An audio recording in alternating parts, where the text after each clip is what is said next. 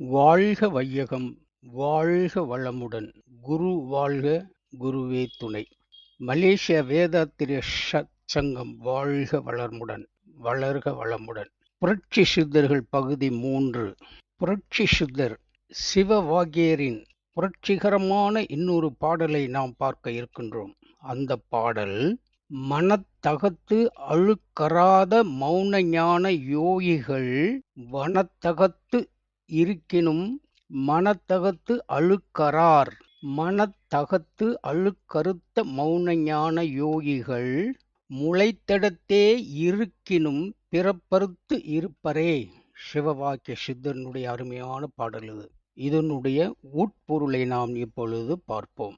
மனதில் உள்ள அழுக்கு எனப்படும் மும்மலங்களான ஆணவம், கன்மம், மாயை இவற்றை அறவே நீக்காத எப்போதும் மௌனத்தில் உள்ள ஞானிகள் காட்டில் போய் தனிமை நிலையில் இருந்து யோகத்தை கடைப்பிடித்தாலும் அவர்கள் மனதில் உள்ள அழுக்கு எப்பவுமே நீங்காது இருந்து கொண்டேதான் இருக்கும். அப்படிப்பட்ட மனதில் உள்ள அழுக்கை அவர்கள் போக்கிவிட்டால் யோகிகளாக இல்லாமல் இருந்து வீட்டில் உள்ள பெண்களோடு உறவு கொண்டிருந்தாலும் வீடு பேறு எனும் மறுபிறப்பு இல்லா நிலையை கண்டிப்பாக அடைவார்கள். பாடலின் உட்கருத்து என்னவென்றால், மனதில் எந்த களங்கங்களும் இல்லாமல் இருந்தாலே போதும்.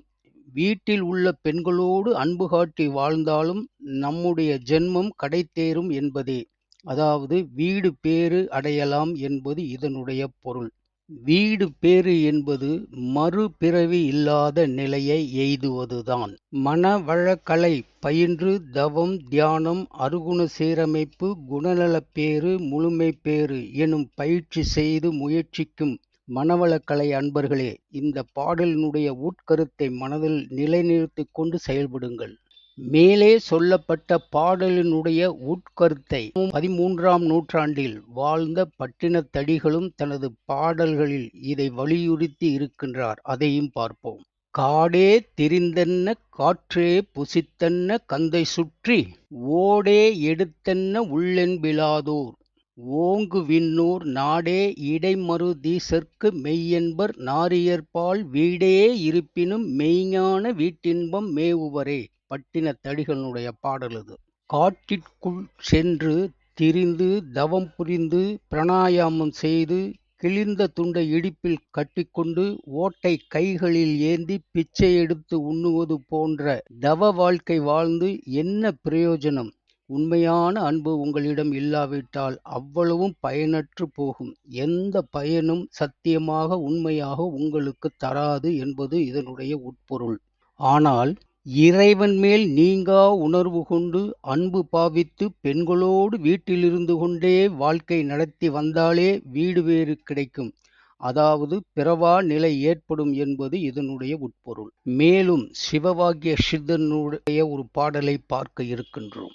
சில மதங்களைத் தவிர முற்காலத்தில் தோன்றிய எல்லா மதங்களும் மறுபிறப்பு உண்டு என உறுதியாக சொல்லிக் கொண்டிருந்த காலத்தில் புரட்சி சித்தர் சிவவாக்கியரோ மறுபிறவி கிடையாது, கிடையவே கிடையாது என பாடலில் ஆணித்தரமாக எடுத்துரைக்கின்றார். அந்த பாடலையும் பார்ப்போம். கறந்த பால் முளைப்புகா கடந்த வெண்ணெய் மோர் புகா உடைந்து போன சங்கினோசை உயிர்களும் உடற்புகா விரிந்த பூ உதிர்ந்த காயும் மீண்டும் போய் மரம் புகா இறந்தவர் பிழைப்பதில்லை இல்லை இல்லை இல்லையே.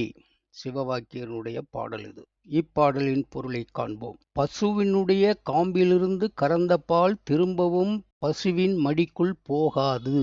சங்கு உடைந்து விட்டாலும் உயிர் உடலை விட்டு பிரிந்து விட்டாலும் மீண்டும் அந்த உடலுக்குள் திரும்ப போகாது. பூ மொட்டு மலர்ந்து விட்டாலும் மரத்தில் உள்ள காய் கனிந்து பழமாகி உதிர்ந்து விட்டாலும் மீண்டும் போய் மரம் சென்றடையாது. இவைகளைப் போல பிறந்த உயிர்களும் மீண்டும் அதே உடலில் உள்ளே போக முடியாது. இறந்தவர்கள் மீண்டும் வந்து பிழைப்பது இல்லை இல்லை இல்லையே இல்லையே. சிவவாக்கிய சித்தரின் இந்த பாடலின் மூலம் மறுபிறவி கிடையவே கிடையாது என்ற உண்மையை நாம் அறியலாம். மேலும் புரட்சி சித்தர்கள் எழுதிய பாடல்கள் சிலவற்றை பகுதி 4ல் நாம் பார்க்க இருக்கின்றோம். வாழ்க வளமுடன்.